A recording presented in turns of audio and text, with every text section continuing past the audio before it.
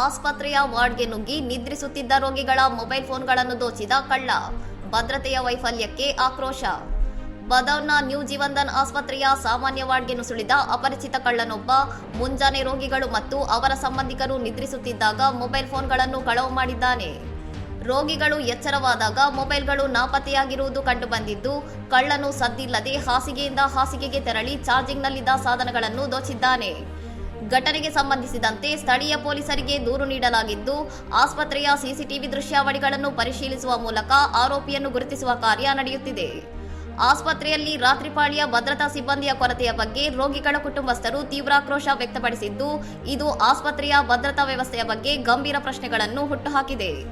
ಆಸ್ಪತ್ರೆ ಆಡಳಿತವು ಪೊಲೀಸರಿಗೆ ತನಿಖೆಯಲ್ಲಿ ಸಂಪೂರ್ಣ ಸಹಕಾರ ನೀಡುವುದಾಗಿ ಮತ್ತು ತಕ್ಷಣವೇ ಭದ್ರತಾ ಕ್ರಮಗಳನ್ನು ಬಿಗಿಗೊಳಿಸುವುದಾಗಿ ಭರವಸೆ ನೀಡಿದೆ.